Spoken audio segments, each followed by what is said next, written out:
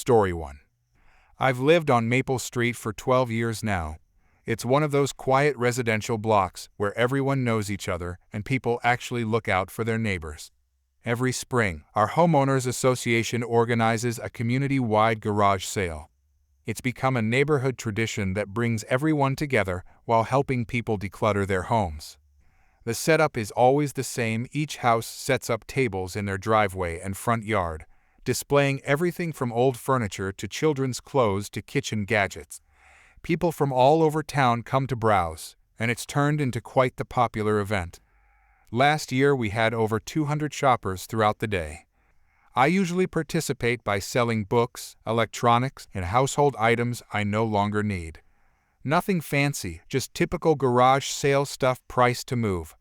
My neighbor across the street always does well with vintage dishes, and the family next door specializes in kids' toys and clothes. This year's sale started at 8 a.m. on Saturday. I'd spent Friday evening pricing everything and setting up my tables. By 7:30 a.m., early bird shoppers were already cruising through the neighborhood looking for deals. The weather was perfect, and everyone seemed to be in good spirits. Around 10 a.m., I noticed this woman I'd never seen before walking around with a clipboard and calculator. She wasn't shopping, just observing and taking notes. She had set up a small folding table near the corner with a handwritten sign that read, "City Tax Collection Point." At first, I thought maybe she was from the city conducting some kind of survey. But then I watched her approach my neighbor who was running a successful table of antique items. "Karen, excuse me, you need to pay your sidewalk usage fee." "Neighbor, I'm sorry, what?" "Karen, you're conducting business on city property. The sidewalk belongs to the city, so you owe a tax." "Neighbor, this is my driveway and front yard. I'm not on the sidewalk." "Karen, your customers are walking on the sidewalk to get to your sale. That makes you liable for sidewalk usage fees." My neighbor looked completely confused, so was I, frankly. "Neighbor, I've never heard of such a thing. Are you from the city?" "Karen, I'm an independent tax collector. The fee is 10% of your total sales."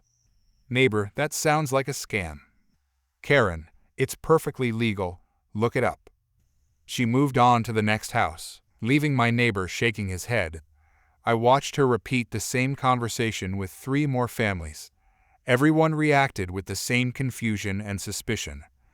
When she approached my table, I was ready for her. "Karen, you owe sidewalk usage fees for your sale." "Me, show me your credentials." "Karen, I don't need credentials. This is public property and you're profiting from it." "Me, my sale is entirely on my private property. My driveway, my yard." "Karen, your customers use the sidewalk." "Me, walking on a public sidewalk is free. That's what sidewalks are for." "Karen, not when you're using it for commercial purposes. 10% of your sales, please." "Me, I'm not paying you anything. You have no authority to collect taxes." "Karen, we'll see about that." She stomped back to her little table and started making phone calls. I could hear her talking loudly about tax evaders and illegal commercial activity. Meanwhile, word was spreading among the neighbors about what she was trying to do. The homeowners association president came over to ask what was going on. "President, who is this woman demanding money from everyone?" "Me. She claims she's collecting sidewalk usage taxes. Says we owe 10% of our sales."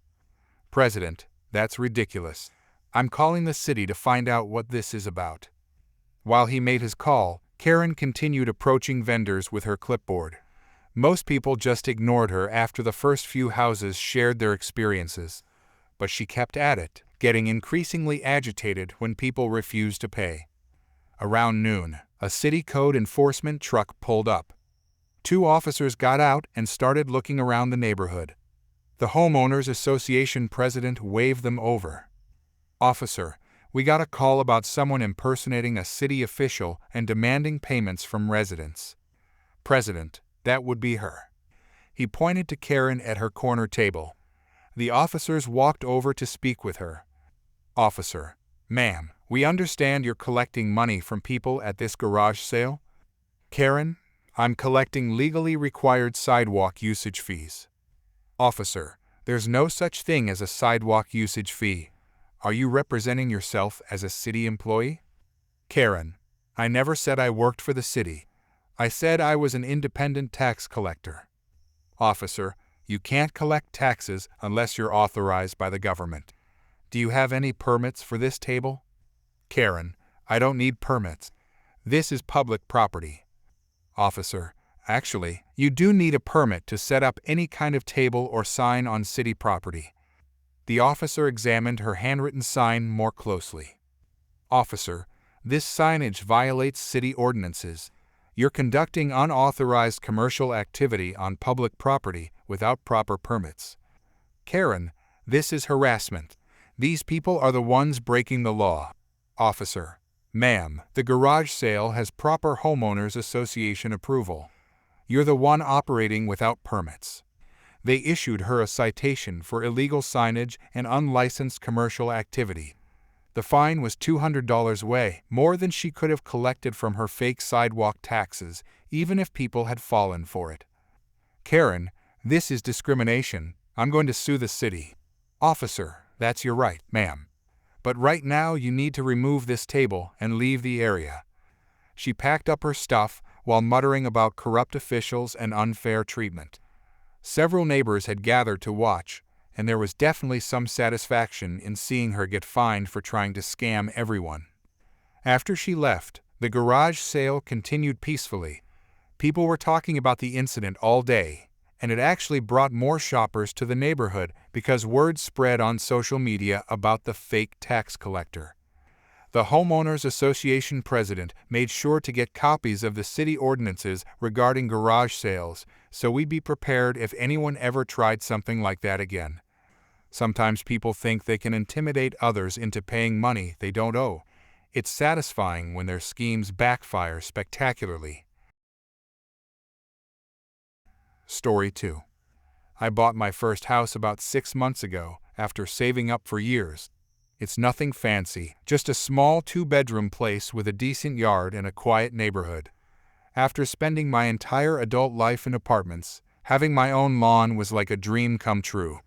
I'd always wanted to grow a nice garden and keep a green yard that I could be proud of. The house came with a basic sprinkler system, but it was pretty old and needed some work. I spent the first few weeks learning how to maintain it and figuring out the best watering schedule for my grass and flower beds. Living in an area that doesn't get much rain during summer, keeping everything watered properly is essential if you want anything green to survive. My neighbor to the right seemed normal enough at first. She lives in a bigger house with a perfectly manicured lawn that looks like something out of a magazine. I introduced myself when I first moved in, and she seemed polite but distant. I didn't think much of it at the time. The problem started about a month after I moved in. I had my sprinklers set to run early Saturday and Sunday mornings around 6 o'clock.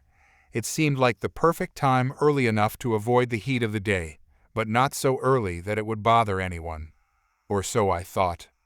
One Saturday morning, I was having my coffee on the back porch when I heard angry shouting from the front yard.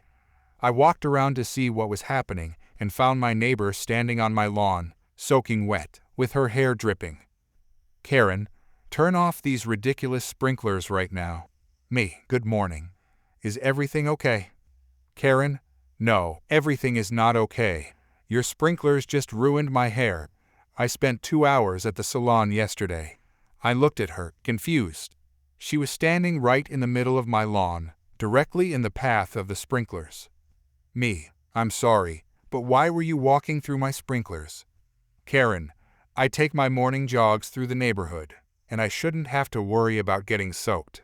Me, but this is my lawn. The sprinklers are supposed to water my grass. Karen, I don't care. You need to turn them off on weekends. Me, I can't do that. My grass needs water, especially during the summer. Karen, then run them at a different time. Me, they're already running at 6 in the morning. That's pretty early. Karen, that's when I jog. You're doing this on purpose to ruin my hair. I stood there trying to process what I was hearing. She was demanding I change my watering schedule because she chose to jog through my sprinklers. Me, look, I'm just trying to keep my lawn alive. Maybe you could jog around the sprinklers? Karen, I shouldn't have to change my route because of your inconsiderate watering schedule. Me, but it's my property. Karen, I don't care whose property it is. No one should have to deal with sprinklers on weekends. She stormed off, dripping water all the way back to her house. I thought that would be the end of it, but I was wrong. The next weekend, the same thing happened, and the weekend after that. Every Saturday and Sunday morning, she would deliberately walk through my sprinklers, then come screaming at my door about her hair being ruined. After the fourth weekend of this nonsense, I'd had enough. I did some research and found a company that specialized in motion sensor sprinkler systems. The idea was brilliant. The sprinklers would only activate when they detected movement in specific zones. The installation guy was fascinated when I explained the situation. Installation guy, so let me get this straight. She walks through your sprinklers, then complains about getting wet. Me, every single weekend like clockwork. Installation guy, and you want the motion sensors to only activate when someone steps on your lawn. Me, exactly. If she stays on the sidewalk or her own property, she'll be fine. Installation guy, this is the most entertaining job I've had all year. It took them most of a day to install the new system. The motion sensors were positioned perfectly to detect anyone stepping onto my grass, but they wouldn't trigger from people walking on the sidewalk or street. That Saturday morning, I positioned myself at my front window with a cup of coffee, waiting for the show. Right on schedule, at 6 o'clock, here came my neighbor for her morning jog. She approached my lawn at her usual pace, probably expecting the sprinklers to be running like normal.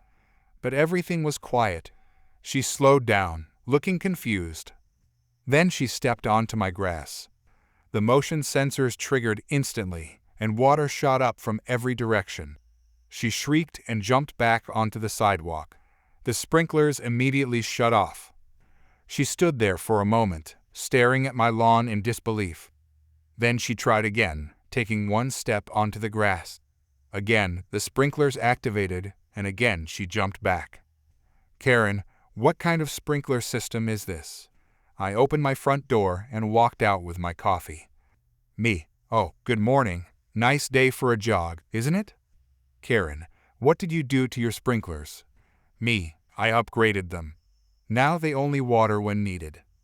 Karen, this is ridiculous. How am I supposed to jog through your yard? Me, you're not supposed to jog through my yard. You're supposed to jog on the sidewalk.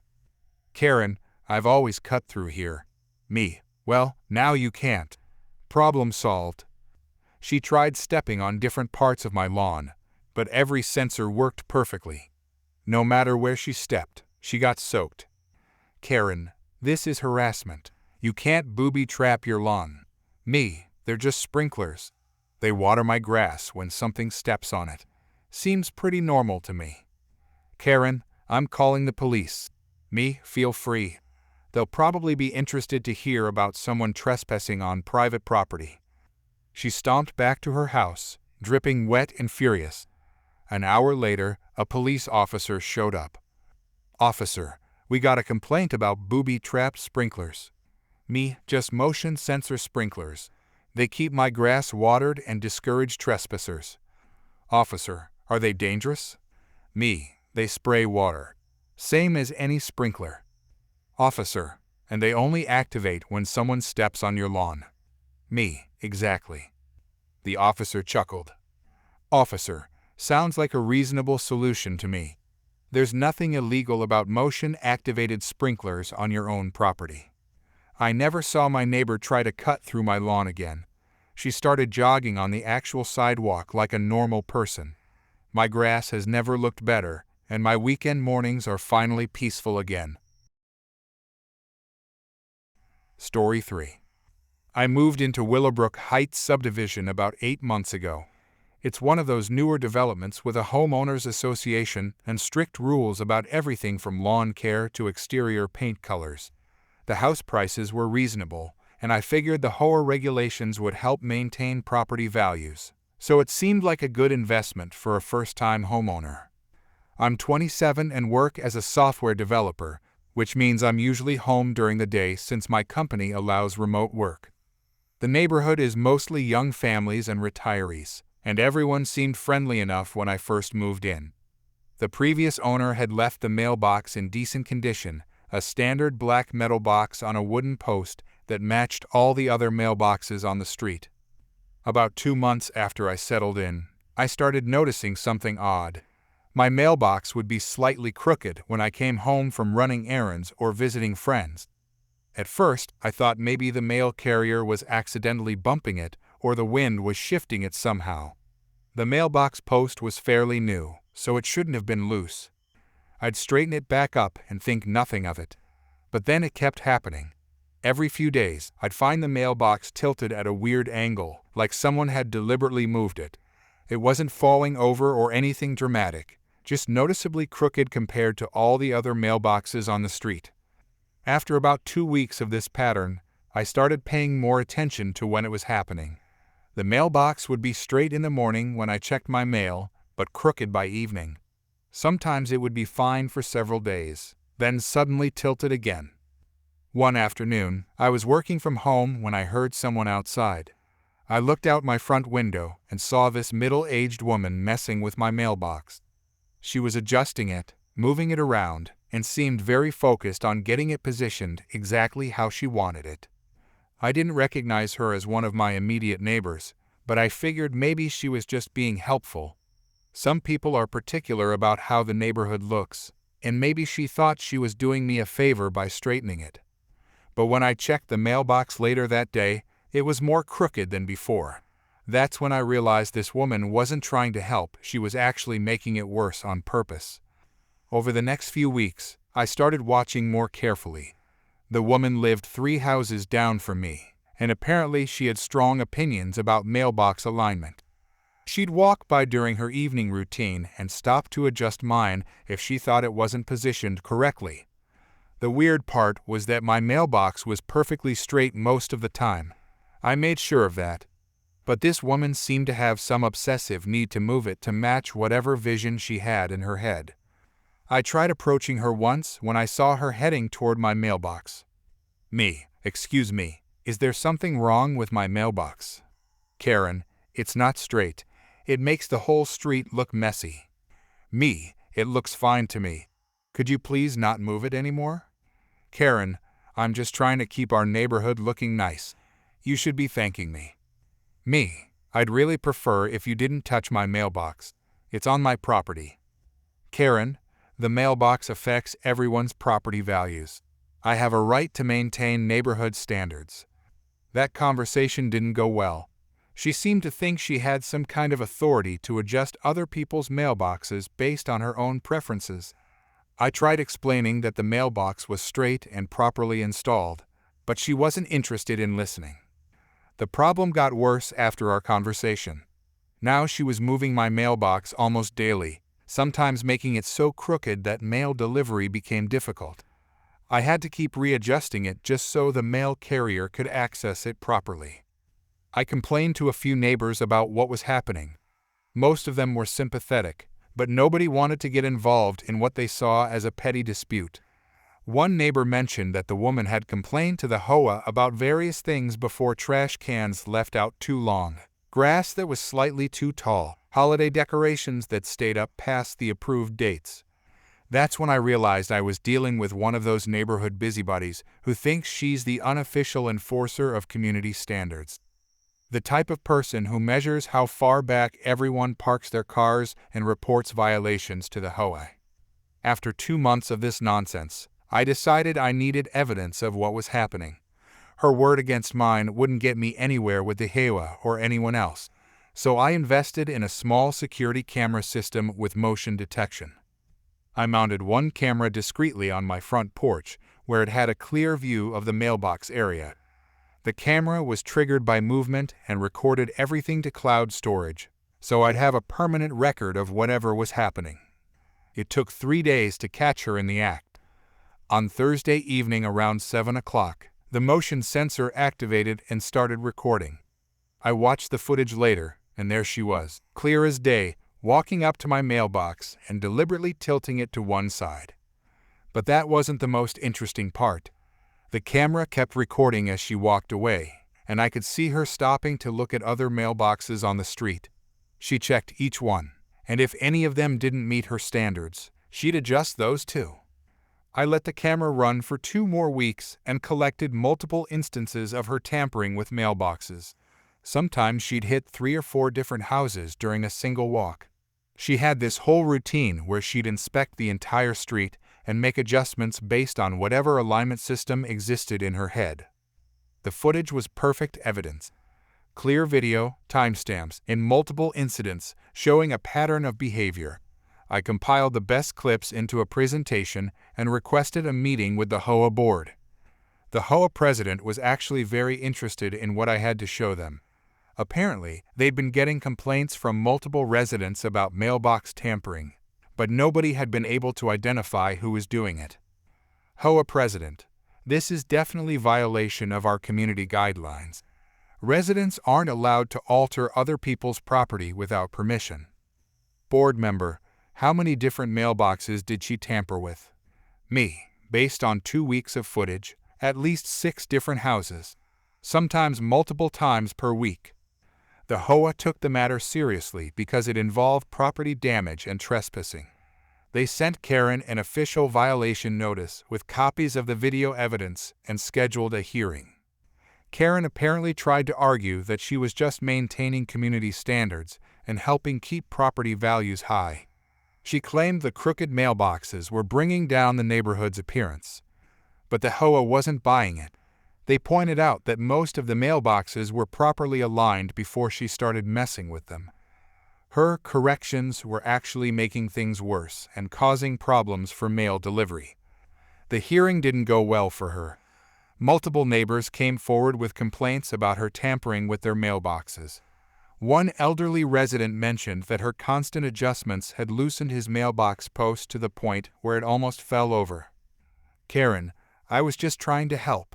Everyone's mailboxes look better when they're properly aligned. Board member: the mailboxes were fine before you started moving them. You don't have authority to modify other people's property. Karen: this is harassment. I'm being targeted for caring about our community.